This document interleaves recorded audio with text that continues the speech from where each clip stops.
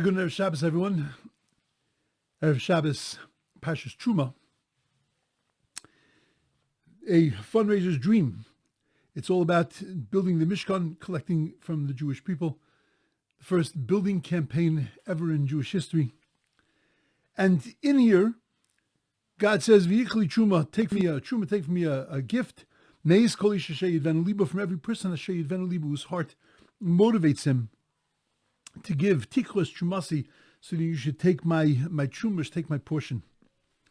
We have to wonder why me'es kol ish asher yidvenu libo, that a person's heart is so important to the way that the gift is given, that it has to come from the heart. It's not enough just to give something, but it has to come from the heart. What does it have to come from the heart for?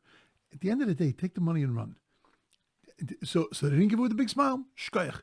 It ain't going to look any different in the building materials, in the curtains and in the wood. It's not going to look any different if the person gave it with a smile or without a smile. Why is that such an important ingredient in building the Mishkan? Plus, we see the list of all the things that were collected.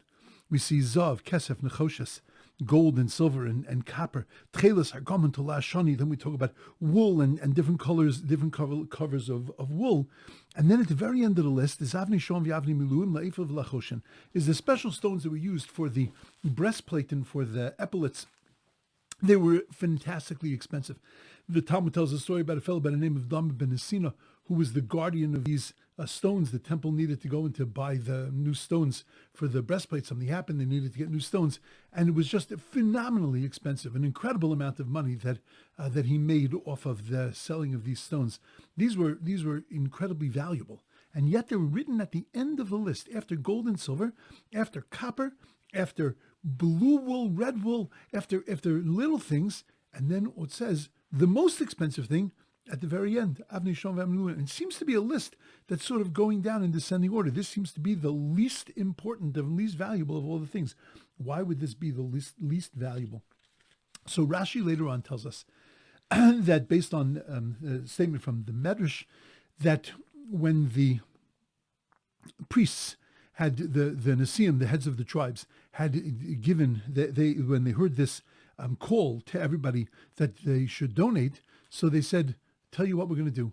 We're not going to donate now. We're going to wait and see what everybody else donates. And then at the end, after we see what everybody else donates, so then we'll make up the shortfall." Rashi indicates that if you look carefully at the word Nesiim, the word Nesiim is spelt over there. Usually it's spelt with two yuds, it's spelt without yuds.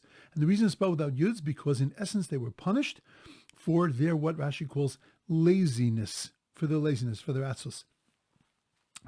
Because they didn't just jump and run and give the gift, but that they were lazy. What kind of lazy? I mean, I think every fundraiser would love to have a person like this. Would love to have somebody in their fundraising group that would be willing to say that, listen, you go collect whatever you need to collect, and I'll take care of the shortfall. Why is that laziness? That sounds so magnanimous. It sounds so beautiful. So why are we terming that laziness? So let's understand exactly what is laziness. So Shlomo Melech tells us that when a person says, there's a line in the road, and I can't go learn Torah, I can't go to my Rabbi, I can't go to a shir, because there's a line in the road. So then that's laziness. You have to wonder, what kind of laziness is that? That if there is a line in the road, then it's not laziness, it's prudent. And if there is no line in the road, then it's not laziness, you're hallucinating. So why is there is a line in the road, and therefore I can't go do what I have to do? Why is that called laziness?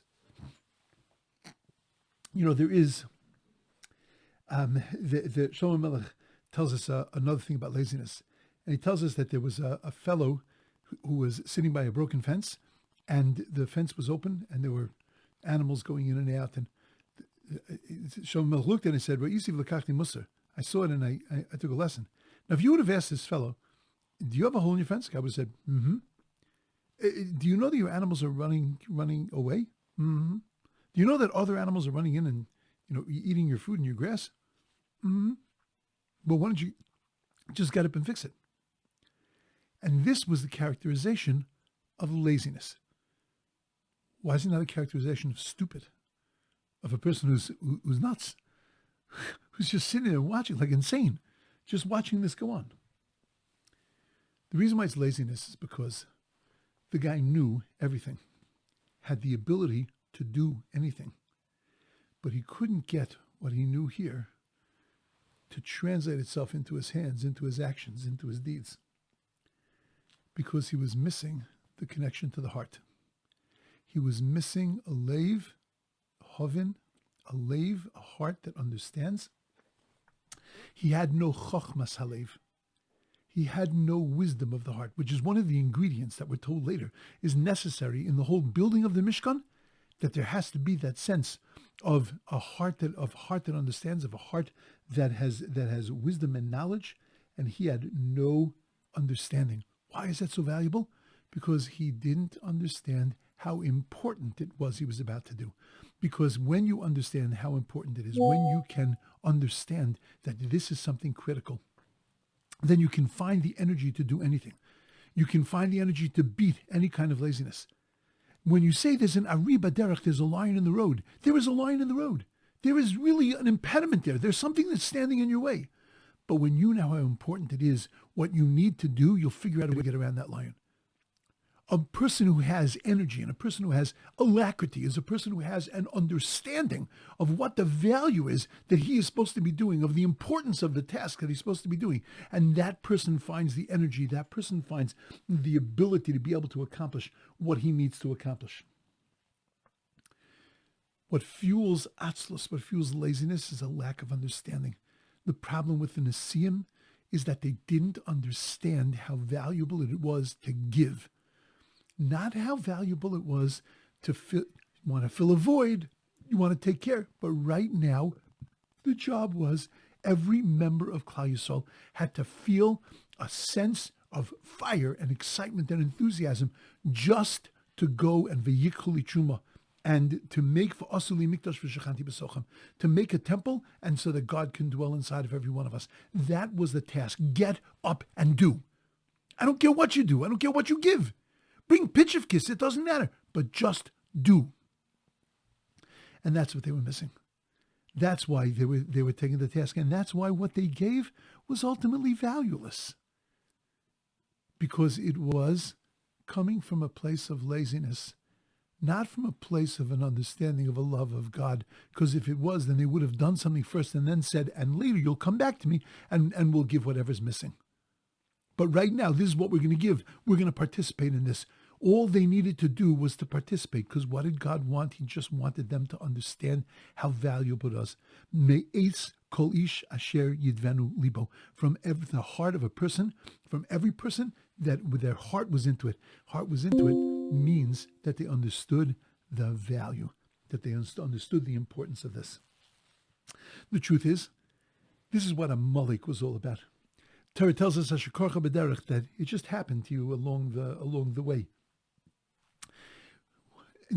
Our sages say, what is asher karcha b'derech? From the lashon of kar, of cold, that they just cooled us off. How did they cool us off? Because of asher karcha b'derech.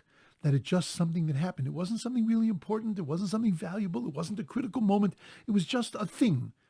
And when you take out the criticalness of it, when you take out the importance and the value of it, when things just happen, when it's just no biggie, so then that weakness makes us vulnerable, because that weakness makes us lazy. That weakness allows us to overlook important and incredible moments. That's why it took place in a place called Refidim.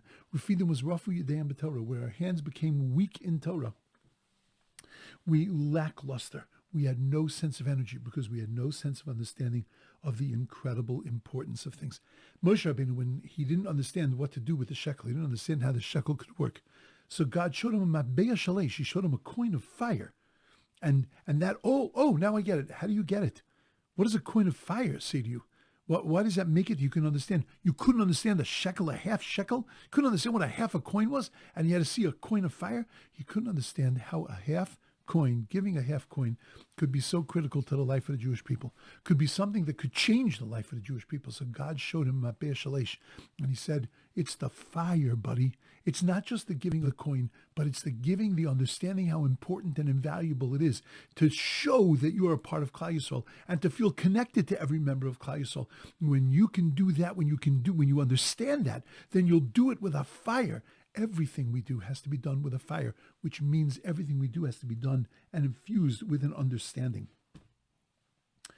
I'll tell you an amazing thing. If you take the word Yisrael, the Jewish people, it's 541. You take the word Eish, fire, it's 301. Take the fire away from Yisrael, what are you left with? 240. And what's 240? Amalek. That's what they were trying to do. Take out the fire. And that's why the Torah tells us, Eish tamid tukabo, lo yisichbe, that there has to be a fire burning all the time.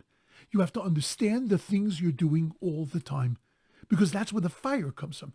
The fire comes from when you understand it, when the penny drops, when you get it, when you say, oh, this is going to bring me closer to the Rebbeinu Shalom. This is what the pnimius, what the inside of this is all about. And when you have that understanding and therefore have that excitement and that enthusiasm, that's all we need. The Mizbeach, the altar, was 32 cubits by 32 cubits, 32. Slamed Beis, Lev. It's all about the heart. Rachmana liba boy. It's all about the heart. And the heart is understanding, is knowing and understanding and connecting to the depths of things. Not just listening to a Megillah, not just shaking a lulav, not just putting on a tefillin, but understanding the pnimius HaTorah, understanding what the Torah really wants from me, where this is connecting to, what this is becoming a part of. Because when you do that, that's when it's a fire. That's when it's mechaper. That's when it lifts us. That's when it changes us. That's what this month is all about. Mishenichnas Adar Ma'abim B'Simcha, we translate always as when Adar comes, then we increase our joy. Maybe it's a little twist. Mishenichnas Adar, when I get into Adar, when I'm able to enter Adar, when I'm able to understand Adar, when I'm able to apply my mind and my heart to Adar and understand exactly what the implication of it means, all of a sudden I'm uplifted. All of a sudden I'm filled with joy. Rabbi say, that's our job. Our job is to understand. Now, Purim, with 2 weeks, less than 2 weeks, week and a half. But we have time to read, time to look at the heart, listen to shiurim, open ourselves up a little bit. So that when we hear those words, V'ayehi b'mei Achashverosh, we're ready to cry from absolute joy. Because we understand the implication. We understand the meaning. We understand what this is all about. Mishenichnas Adar, if we can enter into Adar, Ma'abim B'Simcha, our lives will be filled with incredible joy. It's my bracha to all of us. Our mind should open. Our hearts should open. And when they open and we understand, Ma'abim B'Simcha, we should be filled with total joy. Have a beautiful, wonderful, amazing Shabbos.